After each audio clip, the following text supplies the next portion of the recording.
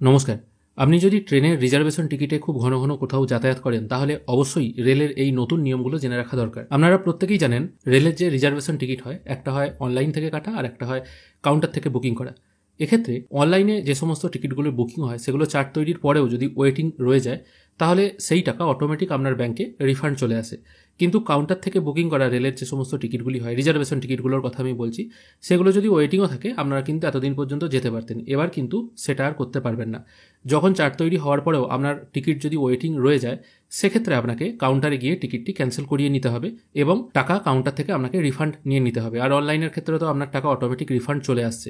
এবার যদি দেখা যায় আপনি কাউন্টারের ওয়েটিং টিকিটে আপনি ট্রেনে যাত্রা করছেন এবং সেই যাত্রা করাকালীন যদি আপনাকে টিটি বা টিকিট পরীক্ষক এসে চেক আপ করে এবং আপনি যদি ধরা পড়ে যান, সেক্ষেত্রে কাউন্টারের ওয়েটিং টিকিটও যদি আপনার কাছে থাকে সেক্ষেত্রে আপনাকে 250 টাকা ফাইন প্লাস আপনি যে স্টেশন থেকে উঠেছেন এবং সামনের যে স্টেশনে ট্রেন দাঁড়াবে সেই স্টেশনের মধ্যে যত টাকা ভাড়া হয় সেই টাকা আপনাকে দিতে হবে, 250 টাকা প্লাস সেই ভাড়া।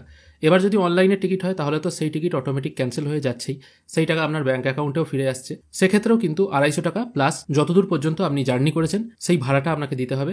আর উইদাউট টিকিটের যাত্রীর ক্ষেত্রেও কিন্তু একই নিয়ম প্রযোজ্য। তার মানে ওয়েটিং টিকিট যদি আপনার থাকে সেটা কাউন্টার থেকে বুকিং করা হোক অথবা অনলাইনের হোক অথবা উইদাউট টিকিটের যাত্রী হোক, আপনাকে কিন্তু একই রকমভাবে ট্রিট করা হবে। মানে উইদাউট টিকিটের যাত্রী বলেই কিন্তু আপনাকে ট্রিট করা হবে।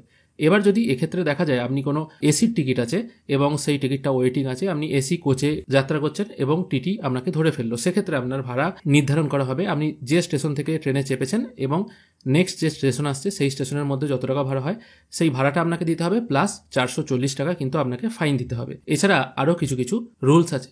যদি দেখা যায় আপনি কোনো স্পেশাল ট্রেন বা কোনো মহিলাদের জন্য সংরক্ষিত কামরায় আপনি হয়তো ট্রাভেল করছেন, সেক্ষেত্রে আপনি ধরা পড়ে গেলেন, সেক্ষেত্রে আপনার 500 টাকা ফাইন অথবা আপনার জরিমানা পর্যন্ত কিন্তু হতে পারে। এই নিয়মগুলো অবশ্যই আপনার জেনে রাখা দরকার, কারণ ওয়েটিং টিকিটে আগে যেমন যাওয়া যেত, মানে দেখুন ওই যে ওয়েটিং টিকিটের নিয়মটা এটা অনলাইনের ক্ষেত্রে প্রযোজ্য ছিল, শুধু চেঞ্জ হলো কি অফলাইনের টিকিট মানে কাউন্টার থেকে বুকিং করা টিকিটের ক্ষেত্রেও সেম নিয়ম প্রযোজ্য হবে। এই জিনিসটা কিন্তু একটু মাথায় রাখবেন। আগে কিন্তু ম্যাক্সিমাম মানুষ ওয়েটিং টিকিট কেটে যাত্রা করতেন, এবারে কিন্তু সেই জিনিসটা আর হবে না।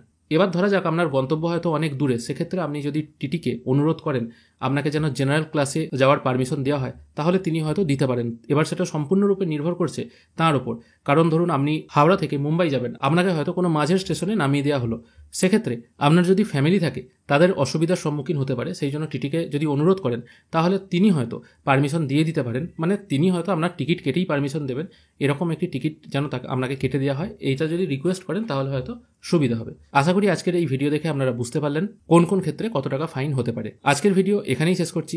সবাই ভালো থাকবেন, ধন্যবাদ।